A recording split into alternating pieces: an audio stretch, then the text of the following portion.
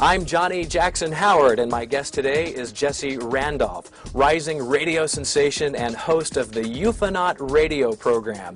He calls his loyal listeners the New Guard, and together they try to seek the truth in a world that they believe is filled with media manipulation, deception, propaganda, secret agendas, and conspiracy. UFOs are on everyone's mind, especially approaching 2012. People want to know what's going to happen. Is there going to be a shift?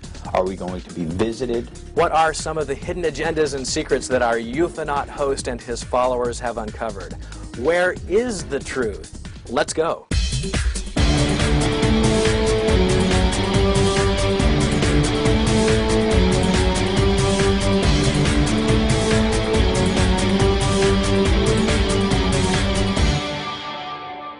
I visited Jesse Randolph from his epicenter, where he shakes things up every Saturday night on the air from his flagship station, KPAM Radio in Portland, Oregon. I began our conversation by saying to Jesse, I know you call yourself a truth seeker, but do you believe that most people in the world deserve to be given the benefit of the doubt? That's a great question. I think most people do deserve the benefit of the doubt, whether or not they can handle it. As Jack Nicholson always said, can you handle the truth? Which used to be one of our bumpers. I don't know that many people can. And sometimes people get offended by that.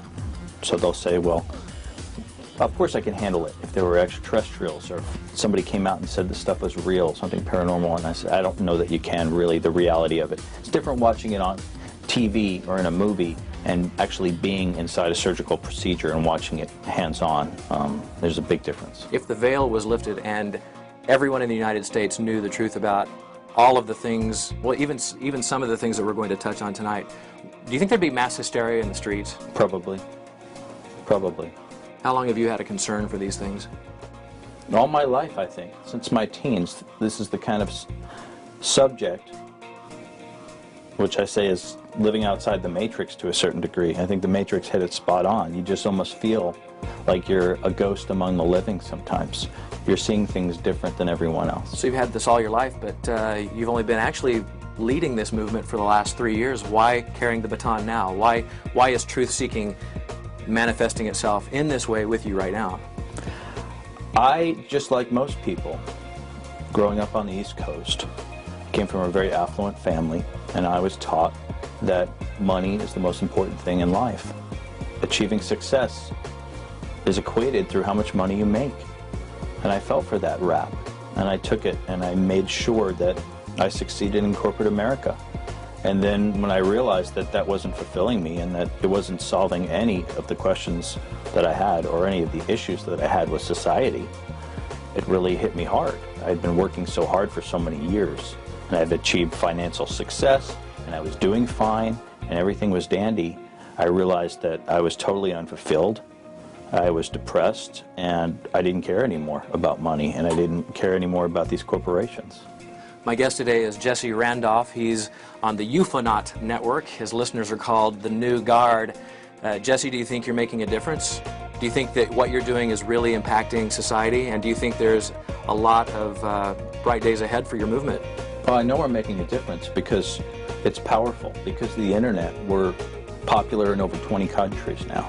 The other amazing thing about this program that makes us different is that our demographic is young. I have kids 15 years old in Australia becoming New Guard members, wanting to know about exopolitics and ufology, and getting angry that their teachers don't understand or that they're getting ridiculed at lunch. That's amazing. Tell us about some of the more interesting guests you've had on recently. Well, let's see. We've had people that have claimed to work at underground facilities with extraterrestrial beings that the government has had joint efforts with. I think that's pretty interesting. We've had the ex-minister of Canada on, Defense Minister Paul Hellyer recently, who is a firm believer in the phenomenon and in the cover-up of UFOs. We've had the highest quality of messengers that one can get both in the computer industry, physics, nuclear propulsion, and then we've had people that are just regular Joes that have had some terrible things happen to them in the abduction subset, which is very disturbing. And then we have other people that have had these amazing positive experiences that they describe with beings from outside the galaxy. I have people on like Sheldon Neidl, the spokesman ambassador for the Galactic Federation of Light, who claims to have tea parties on board spacecraft. Are some of these people out of their mind? Possibly. But I think a lot of people in power right now are out of their minds. So I give them a forum here, and I let the new guard decide. How do you decide if a guest is credible or not? I don't. I let them decide. And that's something that I learned from some of my favorite talk show hosts. Art Bell did not try to make an opinion. He did not try to do that. He didn't take judgment out of it and just let it be. Let the information out there and see what happens. Changing the world by revealing the truth can often lead to making enemies. Are you ever afraid for what you're doing on the radio? Have you had threats? Absolutely. You have. Can you talk about it?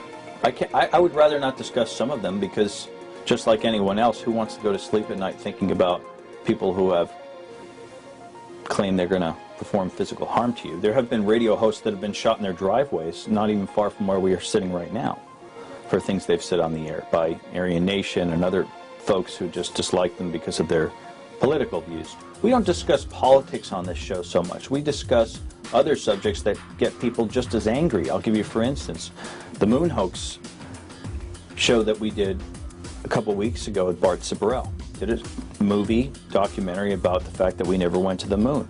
Brings up a ton of emotion in people. How dare you bring somebody like that on? It's very un-American. It's absolutely American to bring this stuff forward. Am I afraid for my life? Absolutely not. Would I die for the cause to bring out the truth? Yes, and I think that makes us different, because at the end of the day, it's nice to have something to die for. And that's a problem with our culture right now, especially in the United States. What are we fighting for? We're just fighting to try to pay the rent at this point, in my opinion. We don't really have a cause. Jesse, what secrets is the government hiding from us? Well, they're hiding a lot. I think what people already know that they're hiding, they wouldn't want to admit to. Here's the bottom line. People ask me, is any of this stuff true? Well, we cover a lot of topics, obviously, but UFOs seems to be one of the hot topics for us, ufology, the study of unidentified flying objects. The government is holding back tons of information about this particular subject, right? And I always say the same thing. There is a wealth of information that will blow people's minds. There is no forum to present the information. You can go before Congress if you take HGH and you play baseball. That they're interested in. I have knowledge of over 500 ex-military, ex-government contractors who have worked on these programs, either in crash retrieval teams, or they've had encounters firsthand, or they've tried to shoot these vehicles down. Growing up, I've always seen these pictures of these flying saucers, and they're always fuzzy and grainy. I've never seen anything that looked verifiable to my mind that was credible evidence of a UFO. And I'm not dissing anything that you represent, but why, if this stuff is so prevalent, why aren't we getting more concrete, undeniable, real-looking images and other evidence? Sure. I mean, the first answer I would have would be, what's your criteria, right? So that is a whole nother question. But most people ask the question, well, why don't they just land on the White House lawn? Why don't they land at the shopping mall? And I often remind people, which is another thing that people don't want to do, which is look at how savage our society has become. If I was an extraterrestrial being, the last thing I would do is land here and try to shake hands. And we know from Major Milton Torres, who's been on the program before, fighter pilot, that he's shot at these things before. We have shot these things down. We have the technology. Technology has not helped ufology, it's hurt ufology. And going back to your question, I'll tell you how technology has really hurt ufology, is that we can no longer accept anything we see anymore. So the visuals mean nothing to us anymore. The sightings mean nothing. The new guard has no knowledge or care for that anymore. They've moved past that. They don't have to be convinced of the reality, because some kid, 16 years old, with a 3D rendering program in Photoshop can make something. I get it sent every day. I get sent aerial amazing sightings. I get alien extraterrestrial interrogation videos, all made in Maya, 3D Max, Photoshop, you name it. So we can't believe anything we see anymore, which has really hurt us as well, and that's technology's fault.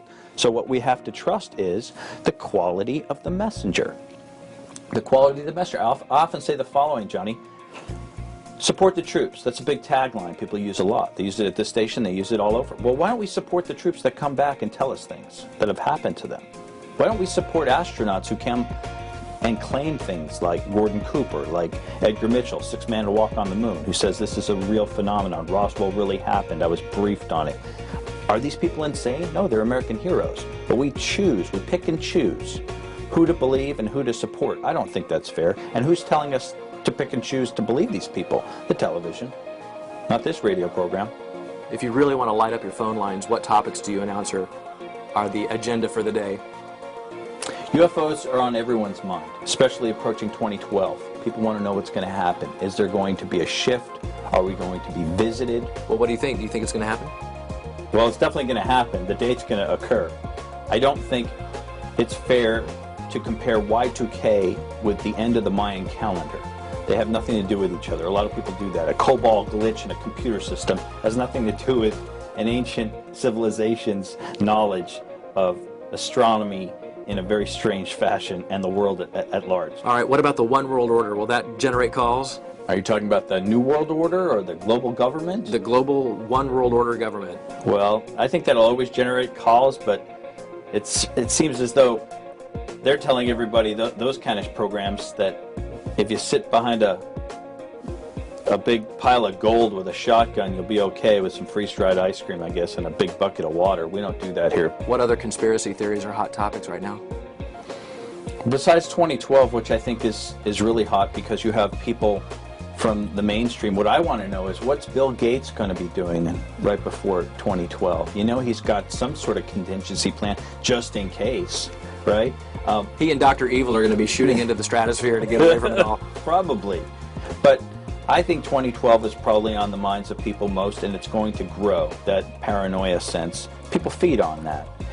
But for me, I think ufology. Ufology is the most interesting topic for most of our listeners because they really want to be accepted into the galactic community. They know that they're out there. They know that there are other beings out there.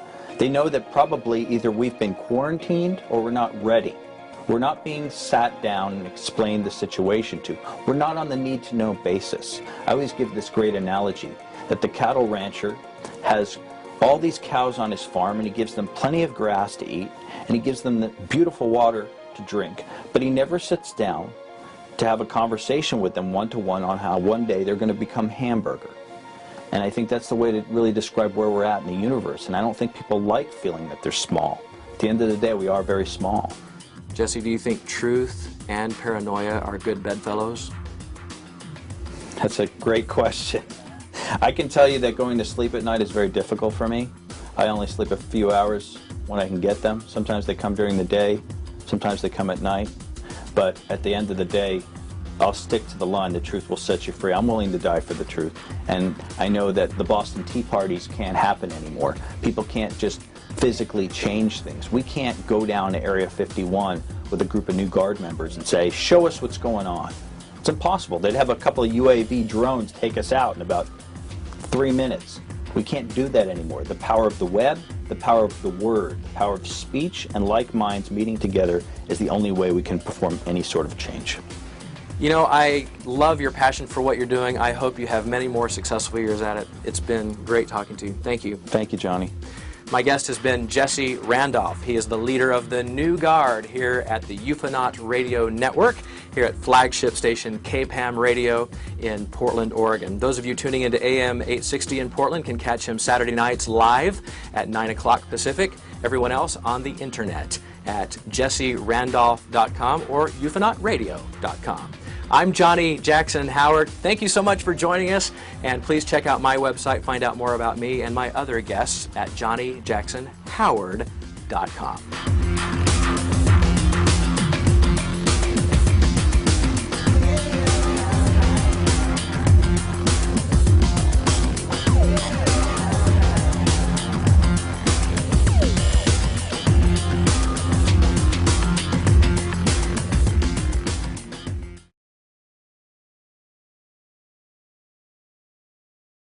Shakes things up every Saturday night on the air from his flagship station, KPAM Radio in Portland, Oregon.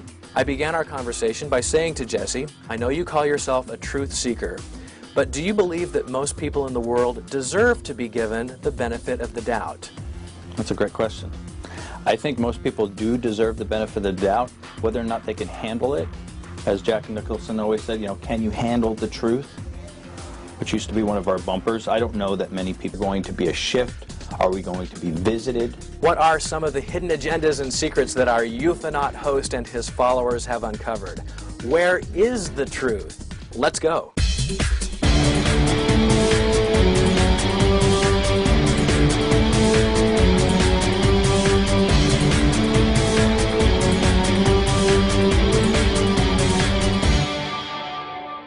I visited Jesse Randolph from his epicenter where he can, and sometimes people get offended by that. So they'll say, well, of course I can handle it if there were extraterrestrials or if somebody came out and said this stuff was real, something paranormal, and I said, I don't know that you can really, the reality of it. It's different watching it on TV or in a movie and actually being inside a surgical procedure and watching it hands-on. There's a big difference. If the veil was lifted and everyone in the United States knew the truth about all of the things, well, even I'm Johnny Jackson Howard, and my guest today is Jesse Randolph, rising radio sensation and host of the Ufonaut radio program. He calls his loyal listeners the New Guard, and together they try to seek the truth in a world that they believe is filled with media manipulation, deception, propaganda, secret agendas, and conspiracy. UFOs are on everyone's mind, especially approaching 2012. People want to know what's going to happen. Is there... And some of the things that we're going to touch on tonight, do you think there'd be mass hysteria in the streets? Probably. Probably. How long have you had a concern for these things? All my life, I think. Since my teens, this is the kind of subject which I say is living outside the Matrix to a certain degree. I think the Matrix hit it spot on. You just almost feel like you're a ghost among the living sometimes. You're seeing things different than everyone else. So you've had this all